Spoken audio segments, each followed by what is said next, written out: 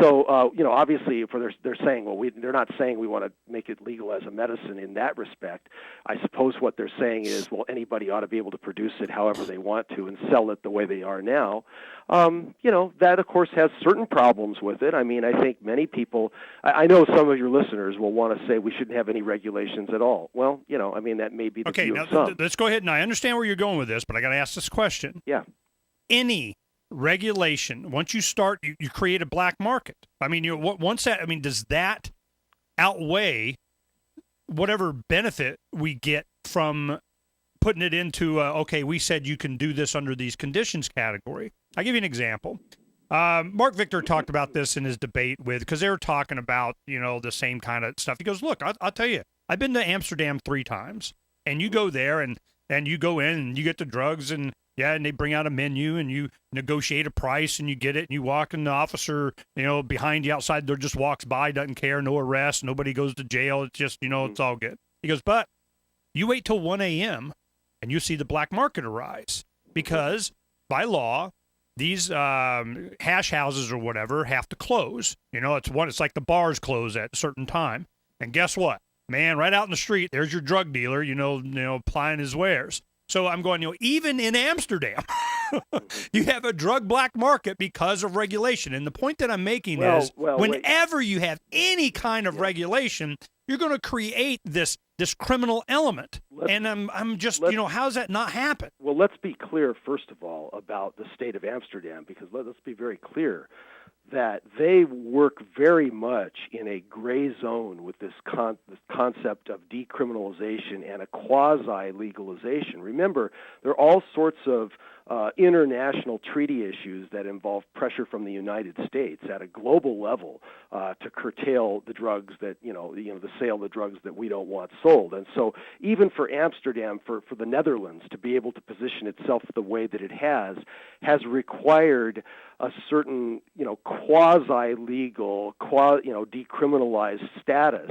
and it's still not entirely integrated commercially into the economy. So let's be clear that we can fault regulation for whatever we want to, but the fact is it is not being truly regulated there. So it is not a true commercial resource in the way that it would be if it were regulated like alcohol, for example, or like actual medicine that's sold over the counter. It does not have the status of either one of those, even in the Netherlands, which we take to be one of the more progressive countries as far as policy time goes. out. What are you saying? It's not regulated enough? It's regulated differently? My point is that it's regulated. That's my point. At 1 a.m., the black market comes out. My point would be to say that really, if you want to be rigorous about it, it's not really regulated. It's not really regulated. Yay. I want it more regulated? What are you saying?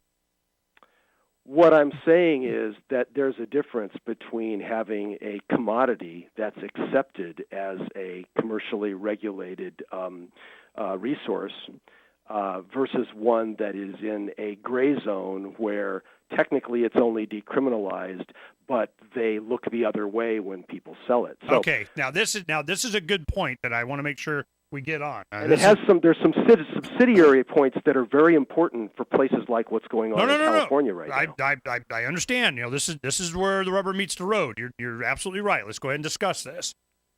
When you have decriminalized, and a lot of times you'll see, legalize marijuana, and you're right. There's a lot of guys going, I don't want it legalized. I don't even want, there's no law that says anything about Bermuda grass. There's nothing on there that says anything about ragweed. There's nothing on there that says I can or can't and have whatever in my basil plant. How is it that I want to have this, schedule, whatever it is, put it from this category into the government says this category, and then we're going to move it to this category with these conditions that some central bureaucrat somewhere and a guy that says, well, doctor, what's his name said.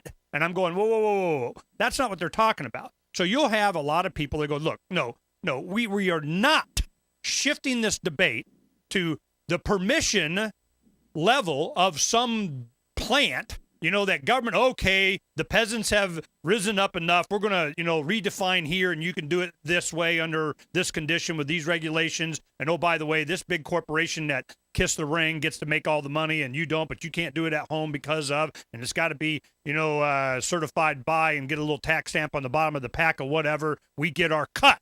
Mm-hmm. And they go, no. I'm talking, this is just a freaking plant I grow in my backyard, bite me, decriminalize. So when you look at Amsterdam, you say, whoa, that's not really legalized. That's kind of like decriminalized, and they kind of look the other way because they don't have a law to determine how you get to use your basil, your oregano. And I'm going, good.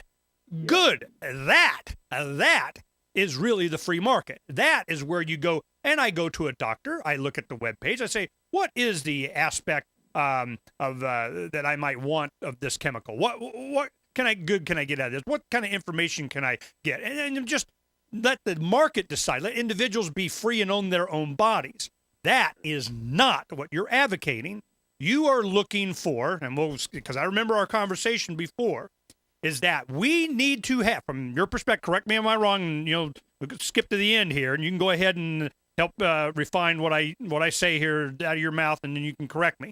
But my impression is that we must legalize this under the control, the supervision, and the friendly suggestion of the government. We're here to give you a friendly suggestion and say, this is how you would legalize this, tax this, regulate this, use this, how it would fit into our society like alcohol, and we're going to regulate this plant that's a weed. And if we catch you growing it inside of your house, hooskow! How far off am I? Yeah, well, no, you're not. What you've just suggested is not my position, and I'll tell you why. Let me make the argument from two different angles. I mean, yes, there is a great deal of value potentially in more regulation from my perspective as a doctor, as a physician, and I want to tell you a little bit about why.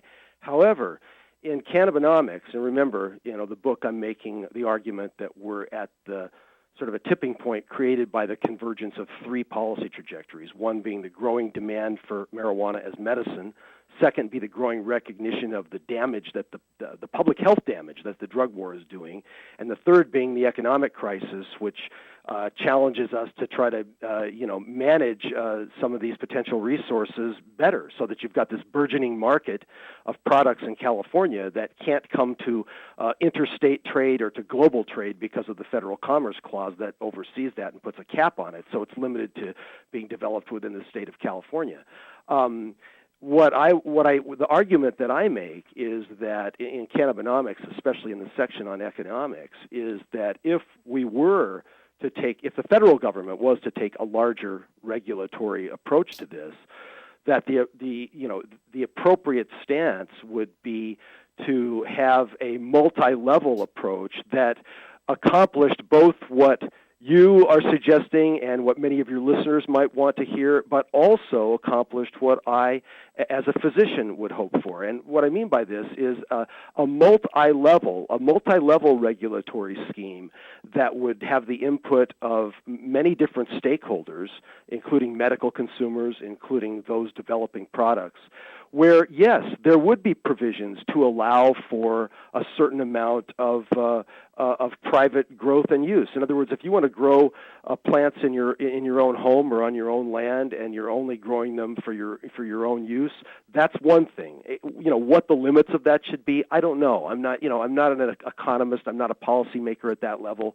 I don't have the answer to that. But I don't think that it should be 100% prohibited. I believe there should be some allowance for that. And as you know, even the beer industry has gone through evolutions in recent decades, where it was really the resurgence in home production of beer that led to the development of microbreweries. So all I'm saying is that there would be some allowance for individual production for their own consumption. But when you get to the point where you're putting something out on the market, now there's the question, not just generated by the fact that you're dealing with a psychoactive substance that potentially gets people high, not just that, but the issue of anything that you're selling on the market.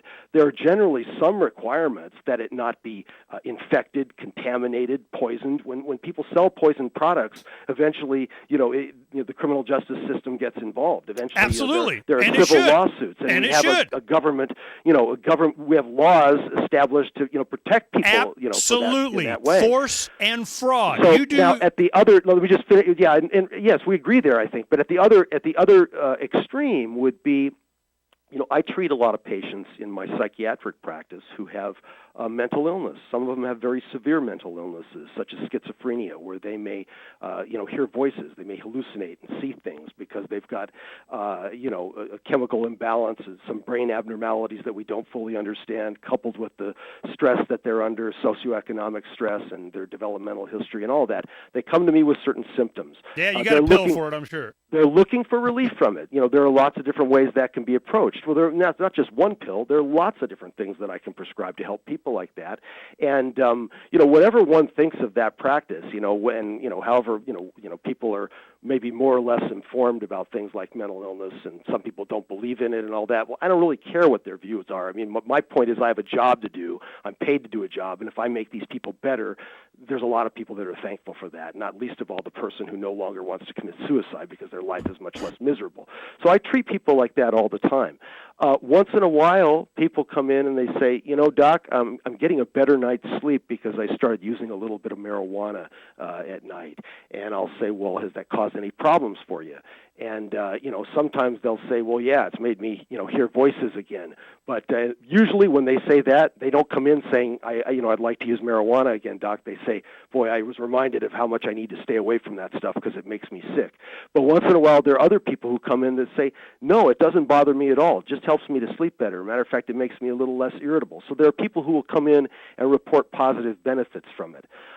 In those cases, do I immediately drug test them and tell them they need substance abuse treatment? No. I mean, I say, well, let me know if anything gets worse, and that's all I really can do in that setting.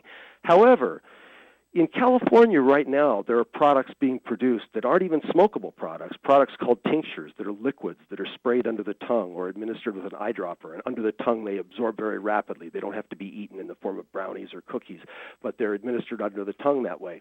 And some of those are starting to be labeled. That is, they're measuring what the product has in it, they're standardizing the production of it, and they're beginning to say, we've got one that has a standard high concentration of THC, THC being the compound in marijuana that it's typically bred for. That's what most people want because THC is responsible for the mood elevation or the euphoria or the high, if you will. It's the THC that creates that. There are many other molecules in marijuana. A good example is something called cannabidiol or CBD. It is not psychoactive. It does not make people high. And there's some evidence from European studies that for a German study in particular, that it actually seems to have antipsychotic properties. In other words, it behaves like the very medicines that I prescribe for these very ill people and actually counters the effects of the THC, which may make them more paranoid. So, in other words, with marijuana, we're looking at a very complex plant that has a lot of chemically, structurally related molecules in it, some of which contribute to what we call the high or the mood elevation, and others have more powerful medicinal effects in other ways, but don't actually get you high.